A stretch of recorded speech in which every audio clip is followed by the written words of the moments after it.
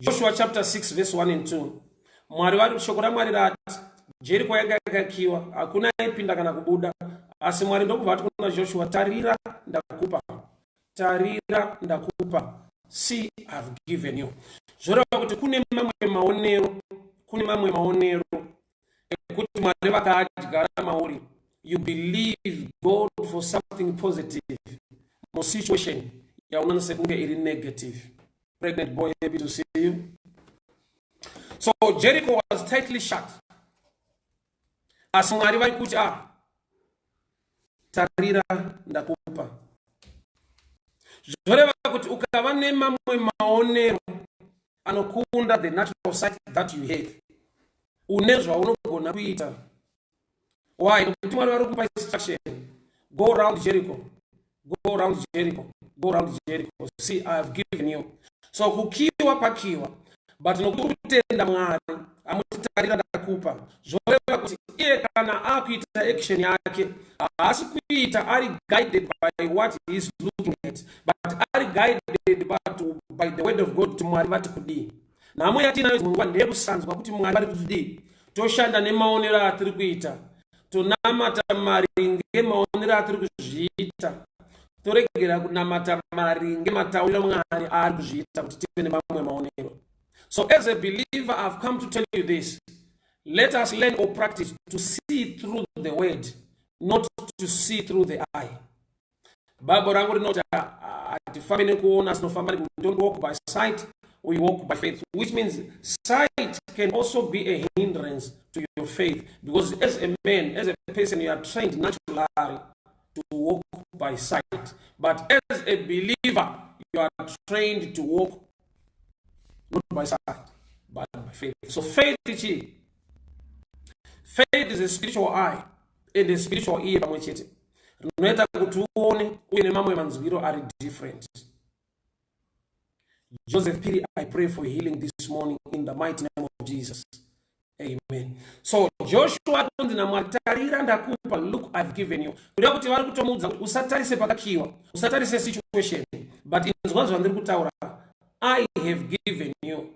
Ava vakia, but I have given you. Apa pavharwa, but inisa Mwari wako ndakupa. So there are times yekuti vanhu vanovhara, vanokuvharira mikana, vanhu vanobloka, but chatinoziva chete Mwari vari kuti kudi ndo pane nyaya. Jericho was tightly shut, but Mwari vari kuna Joshua, see I have given you. So akupa ane simba kudarika avhara, akupa ndiye ane simba kudarika akia, ari kukuda ndiye ane simba kudarika anokuvenga, anokuda ndiye ane simba kudarika vanhu vakakumaka. So when you know this, when you believe God and trust his word, no matter they've tightly shut my opportunities, you can still make it. Itasebenzi risiri kufamba nekuona, nokuti vari natural, vari kana vanofamba nekuona, but nokuti uri kufamba nekutenda, une action yawo, just believe God kuti Mwari vati kudi. Uri kuona here kuti Joshua ari kupiwa instruction to surround Jericho 7 times. Yet the real order, dai ari army commander ari kufamba muside, they were supposed to fight against the deaths. They were supposed to fight against Mageda Arakiwa or to break them. So there are times we are fighting wrong battles. We are lacking hearing. There are times we are fighting wrong battles.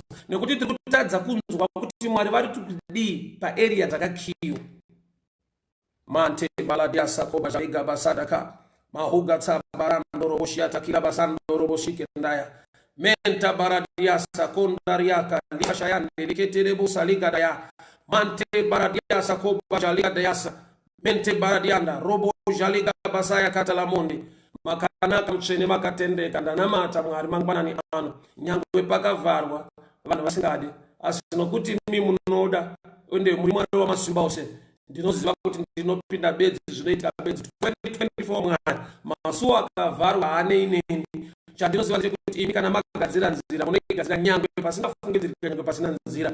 Ndiri kunamata mupenyu vana venyu Mwari. All those that are closed, I pray for your divine key. Ndiri kunamatira shoko key Mwari inozarura. Baba ndiri kunamata mangwana ni ano. Jericho rakakiwa, vana venyu vakapupura victory. Jericho vakavharwa, vana venyu vakapupura simba nekugona kwenyu. I pray for the viewers this morning. No matter the gates are shut, no matter people don't like to open doors for them, you are the way maker. You are the way maker. You are the way maker. You make a way where it seems to be no way. Wakatereka mcheni wenyasha mwari komasimba ose. Vana venyu ngavapinde, ngavapinde, ngavapinde, ngavapinde, ngavapinde, ngavapinde. Nezita la Jesu, nezita la Jesu, nezita la Jesu, nezita la Jesu. Mcheni wakatendeka mwari komasimba ose wakarurama. Ndikunamata muupenyu vana venyu Baba. Nyasha zenyu ngadziwonekwe, favor yenyu ngaidururwe mangwanani ano. Zvavanobata Mwari, vanopinda nepavanobuda nyasha dzivagonese. The gates were shyly closed. Hakuna ipinda kana kubuda. Katika Jehova vakapinda. Hakuna ipinda kana kubuda. Mwari anakupa Joshua an instruction to deal with the locks or with the gates. Which means another gate, another lock or another key Maria vakapa Joshua is to surround Jericho worshiping God. Surround Jericho worshiping God. I want to give you a prophetic instruction this morning according to this text. Get a pen and a paper. Write your situation very tight. Write your situation yakavara. I want to give you a prophetic instruction like now. Chaka penia, chaka paper. I want you to write down situation hiyo yakakiwa ni mavingi. I want you to write down situation hiyo yakavalwa ni China. Let me walk na chaka pene paper. I want to do a prophetic instruction. Joshua anakuzwa kunzi deal with the gates. Joshua anakuzwa kunzi ndaba gate undopaza bavharirei.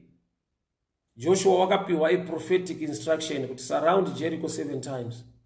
Chimba vachirumbidza Mwari. Mashingo ndokubvawira pasi. I want you to write down situation yako by a piece of paper and put it on the ground. Then begin to go around that situation hiyo ya wanyora. Just like what Joshua did. For he is the same yesterday, today, and forever. Ndiye Mwari. Zonasi na mangwana. Thank you kana wanyora.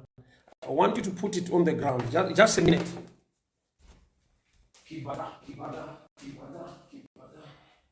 Thank you, Jesus. Thank you, Jesus.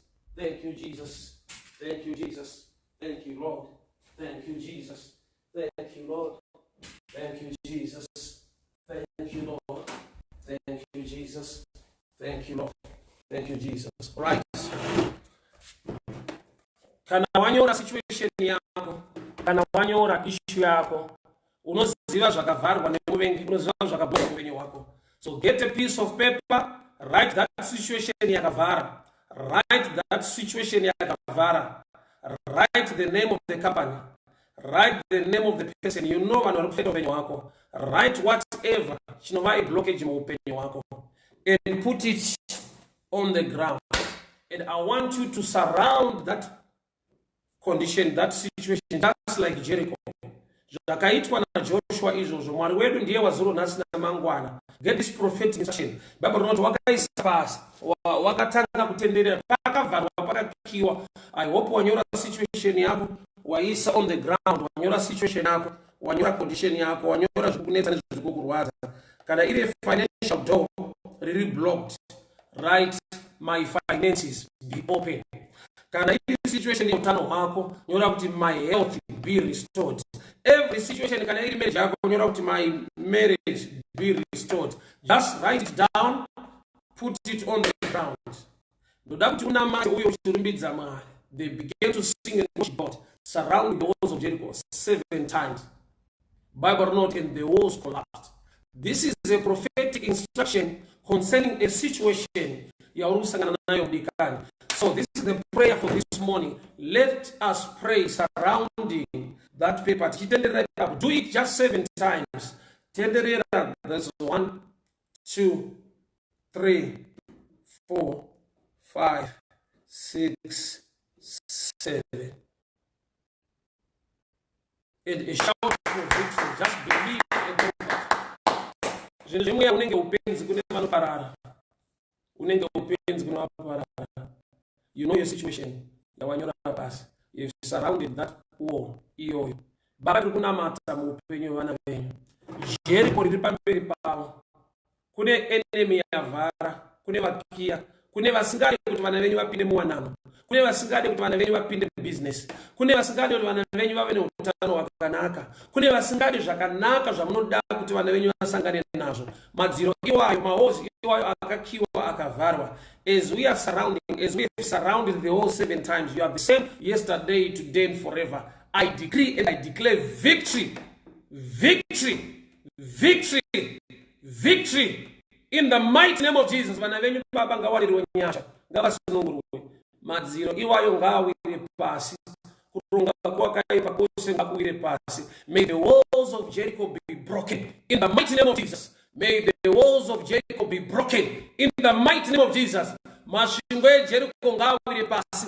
Akakia wanani yako, akakia business rako, iko jone zita la Yesu. Amen and amen.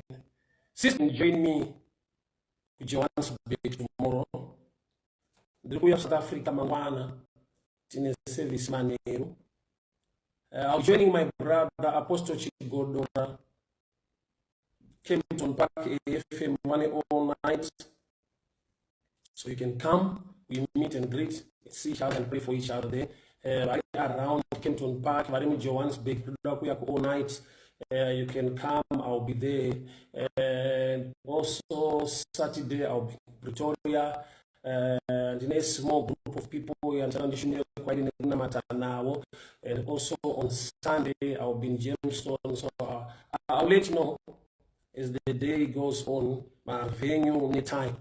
But one thing I'm sure of you all night in Mangwana, Saturday and Sunday, I'll let you know, just keep in touch.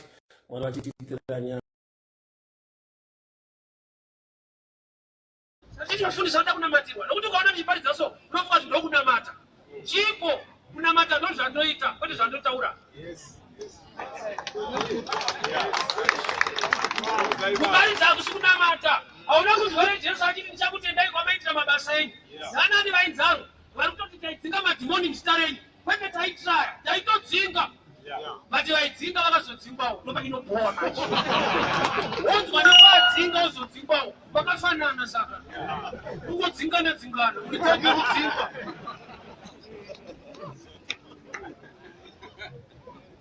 The greatest danger to miss heaven is one very gifted, like preachers, prophets, those were gifts. What the gifts of God are without repentance. Yes. A gift. But kuna mata is a gift. Gift in Joka people whether in a matter house. So don't have to power to go to my canopariza. The gift is in him. John Moribel and in Aruna. I can't buy somebody new for Kutarisica Tindoka, but the kids were here better with the Puta. Peter and in Ashana one. What water? That is what those I'm showing now. John was so bitter. Yet he's preached a great message to people. Beware. Gift nekuna matter zakasia. Muchina matter wafundisi. Inini kasapuka maba sandi profita. Bachichandi pa kusivara mangwana rangu. What I plant today, I harvest tomorrow. Mwari asekwe munuchano chikara anokoa. Greatest prophecy lifestyle. You can't profit when Isaiah Akafe. Akawete wa 15. Not Isaiah Mudiki Banitana.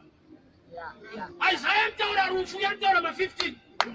Yet it's not a prophet, but it's changing prophets. And I see you good in a good prayer to reverse. Prayer. I saw Taura Guti, Mama Big Words, which one because tonight. I'll go to my Mufambiro and Dakaita. Which means Jandaka Famba Nichita Chiporofita. But you can say what you might have to Munafe and in Fambio Kanaka. China Kumura Yakusha prayer. Nobody Pagata prayer up your Makore, but Makore and not prayer out of my Fambiro. Somebody's not hearing me. China Kura Satana, he was a good man. The problem, he was not prayerful. I don't know matter what was very jet. But I was one matter. You are about to die. And say my family. What to pass some judgment. To push back to prayer in this situation. Prayer must be a lifestyle of a believer. I'm sorry, because kitty so what to because I found conditions. That's not to push up to prayer. Hear me very well.